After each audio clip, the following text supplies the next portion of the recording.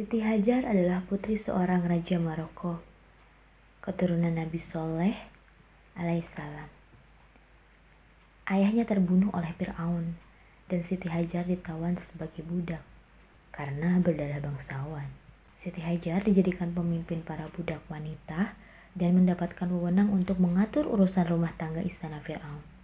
Setelah beralih mengikuti keyakinan Nabi Ibrahim, Fir'aun memberikan Siti Hajar kepada Siti Sarah, yang kemudian memberikannya kepada Ibrahim alaihissalam. Saat itulah Siti Hajar menjadi pembantu Siti Sarah, yang selalu melaksanakan semua pekerjaannya dengan tulus. Lalu Siti Hajar mengikuti ajaran tauhid, beriman kepada Allah, beribadah kepada Allah dengan ikhlas. Karena itulah Siti Hajar menjadi seorang mukminah, memiliki hati yang bersinar dan penuh cahaya petunjuk Allah Subhanahu wa taala. Di sisi lain, Siti Sarah istri Nabi Ibrahim selalu menemani dan membimbing Siti Hajar untuk beribadah, berbuat kebaikan, serta melakukan segala pekerjaan sebaik mungkin. Kisah Siti Hajar radhiyallahu anha merupakan inspirasi bagi wanita muslim, termasuk aku. Ini adalah kisah mengenai iman dan tindakan. Siti Hajar adalah seorang perempuan Mesir dan istri kedua dari Nabi Ibrahim. Nabi Ibrahim membawa istrinya Siti Hajar dan anaknya yang bernama Ismail ke dataran gurun Bukit Baka Mekah, di mana Masjid Al-Haram sekarang berada. Saat itu kota Mekah tidak berpenduduk dan juga tidak ada sumber air yang diketahui. Nabi Ibrahim dan keduanya tinggal di bawah naungan pohon, tempat Masjidil Haram kelak dibangun. Ketika Nabi Ibrahim alaihissalam meninggalkan istri dan anaknya tanpa apapun kecuali sebuah tas berisi buah kurma dan tempat air minum yang terbuat dari kulit. Menurut Ibnu Abbas, ketika Nabi Ibrahim meninggalkan keluarganya, istri tersayangnya mengikuti dan bertanya, "Kemana ia akan pergi?" "Wahai Ibrahim, kemana kau akan pergi? Meninggalkan kami di lembah ini, di mana tidak ada seorang pun di sini menemani kami. Juga tidak ada apapun untuk kami makan." Siti Hajar mengulang pertanyaan itu berkali-kali, tetapi Nabi Ibrahim alaihissalam tidak menoleh pada istrinya. Kemudian istrinya bertanya lagi, "Apakah ini perintah Allah? Apakah Allah memerintahkan engkau untuk melakukannya?" Lalu Nabi Ibrahim bersabda, "Iya." Siti Hajar kemudian berbalik, sementara Nabi Ibrahim terus lanjut berjalan. Sesampainya di Tahniyah, di mana istri dan anaknya sudah tidak bisa melihat lagi, Nabi Ibrahim menghadapkan wajahnya ke Ka'bah, lalu mengangkat kedua tangannya dan berdoa, "Ya Allah, kami sungguh telah menempatkan sebagian keturunanku di lembah yang tidak mempunyai tanaman, di dekat rumah Engkau Baitullah yang dihormati. Ya Allah, ya demikian itu agar mereka melaksanakan sholat. Maka jadikanlah hati sebagian manusia cenderung kepada mereka dan berilah mereka rezeki dan buah-buahan. Mudah-mudahan mereka bersyukur." Quran Surat Ibrahim 37. Siti Hajar tinggal dengan anaknya dan merawatnya untuk waktu yang cukup lama, hingga mereka kehabisan makanan dan air. Setelah tempat air minum dari kulit itu kosong, Siti Hajar dan anaknya merasa haus. Dia menyaksikan anaknya berguling-guling di pasir karena kehausan. Ia tidak tega melihat anaknya seperti itu. Seperti kebanyakan ibu di luar sana, mungkin Siti Hajar merasa khawatir. Tanpa ada orang yang mendapat bantuannya, ia meninggalkan anaknya di sekitar Ka'bah untuk mencari sesuatu yang dapat ia berikan sebagai makanan kepada bayinya, yaitu Nabi Ismail. Ia mulai pencariannya dengan mendatangi puncak Bukit Safa, bukit yang terdekat dengannya, dengan harapan ia mungkin dapat melihat penduduk lain atau sesuatu yang dapat membantunya di gurun itu. Dengan panasnya terik matahari padang pasir, Siti Hajar mengangkat lengan bajunya untuk melindungi matanya dari sinar matahari dan melanjutkan mendekati Bukit Marwa, tetap dengan harapan dapat melihat seseorang di sana. Siti Hajar semakin panik. Ia mengulangi tindakan tersebut sebanyak 7 kali, tetapi tanpa hasil. Akan tetapi Siti Hajar terus mencari air bolak-balik 7 kali, karena beliau tahu bahwa Allah tidak akan mengkhianati orang yang berikhtiar. Apalagi ini adalah tempat yang dipilihkan Allah untuk ditinggalinya. Hingga pada akhirnya Siti Hajar melihat keluarnya air dari kaki Nabi Ismail yang masih bayi. Itulah air jam-jam yang hingga kini tak pernah habis sekaligus, tak pernah memberikan bencana atau banjir. Setelah itu, ada keluarga kumpulan Bani Jurhum yang melihat air di padang tandus dan meminta izin untuk tinggal bersama Siti Hajar dan Ismail. Dan saat inilah awal sebuah peradaban. Tahun-tahun berlalu, Siti Hajar tinggal bersama Nabi Ismail dan mendidiknya dengan kasih sayang yang luar biasa.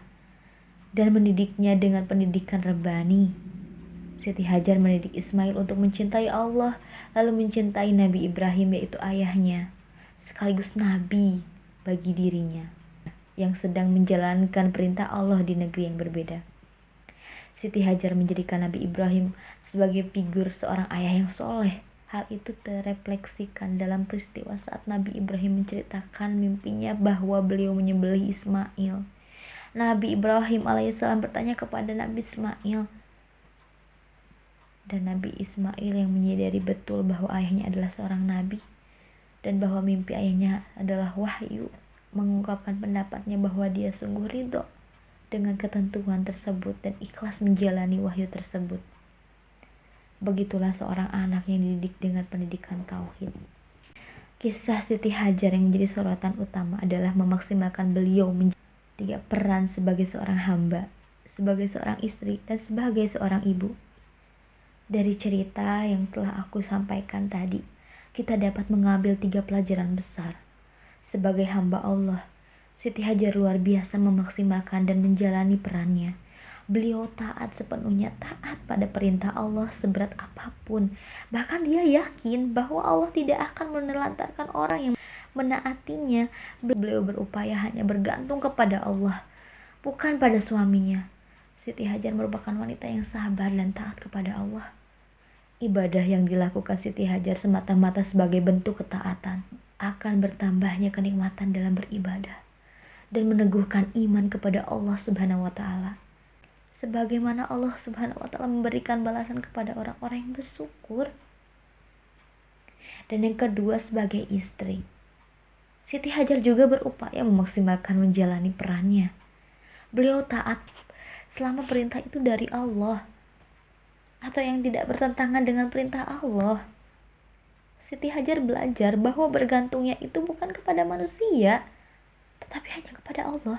Seorang istri yang solehah tentunya harus taat kepada suaminya. Begitupun dengan Siti Hajar yang taat kepada suaminya dengan dilandasi keimanan, kesabaran, dan ketawakalan kepada Allah. Ketaatan Siti Hajar tampak ketika sang suami Nabi Ibrahim hendak menempatkan dirinya lalu ditinggalkan sendirian dan keadaan menggendong putranya Ismail di suatu tempat yang gersang dan tidak ada tanda-tanda kehidupan sama sekali. Bahkan setetes air pun tidak terdapat di sana. Namun dengan kepribadian Siti Hajar yang sabar, semua kesulitan dapat diatasi dan pada akhirnya Siti Hajar menjadi seorang wanita pengukir sejarah yang segala geraknya, langkahnya diabadikan oleh Allah dalam ritual ibadah haji. Dan yang ketiga, sebagai ibu, Siti Hajar memaksimalkan menjalani perannya selama suaminya pergi. Siti Hajar menjaga dan merawat Nabi Ismail. Siti Hajar berusaha mendidik anaknya dengan pendidikan tauhid selama ditinggal suaminya, sehingga anaknya taat kepada Allah dan Rasul-Nya. Perintah Allah dijalani oleh Nabi Ismail dengan keikhlasan sebagai figur ayah yang bertanggung jawab terhadap tugasnya, sehingga Nabi Ismail tidak suudzon pada kepergian ayahnya dan bisa mencintai ayahnya. Senantiasa mengajarkan akidah dan ketaatan dengan mempertebal keimanan sehingga merasakan kebersamaan dan pengawasan Allah secara langsung. Oleh karena itu, ketika Allah Subhanahu wa Ta'ala memerintahkan Nabi Ismail untuk disembelih, Nabi Ismail mengiyakan dengan senyum bahagia seraya menjawab, "Lakukanlah wahai ayah apa yang diperintahkan kepadamu."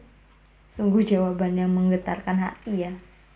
Ketika seorang anak dan ibu ditinggal di gurun pasir yang tandus, dan kemudian ayahnya kembali.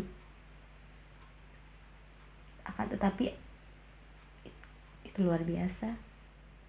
Dan inilah gambaran seorang anak yang soleh, yang kisahnya diabadikan dalam Al-Quran, menjadi teladan yang baik bagi putranya Ismail, sehingga Nabi Ismail merasa bangga dengan ibunya. Seorang anak jika sudah demikian, maka tanpa segan lagi untuk taat dan patuh kepada orang tuanya. Dengan begitu kita bisa meneladani Bunda Hajar dalam kehidupan kita. Menjadi hamba yang taat, sabar, dan ikhlas atas ketetapan Allah. Perintah apapun yang Allah berikan, amanah apapun yang Allah berikan, maka kita laksanakan dengan ikhlas. Rasa berat dan tidak mampu ya wajar adanya. Itulah yang membuat kita hanya bergantung kepada Allah. Menjadi istri solehah yang taat pada suami selama tidak bertentangan dengan perintah Allah, menjaga diri, menjaga kehormatan suami, menjaga anak-anak dan hartanya, itu bisa kita lakukan. Menjadi ibu yang solehah, yang berupaya mendidik anaknya menjadi generasi tauhid. Peran sebagai hamba Allah, istri dan ibu yang dicontohkan oleh Bunda Hajar adalah wujud pengorbanan kepada Allah. Keyakinan tauhid yang dimilikinya adalah cerminan betapa Allah adalah satu-satunya penolong dan tempat bergantung. Keyakinan ini juga beliau bina kepada putranya Nabi Ismail, sehingga siap menjalankan perintah Allah tanpa keraguan sedikit pun. Masya Allah.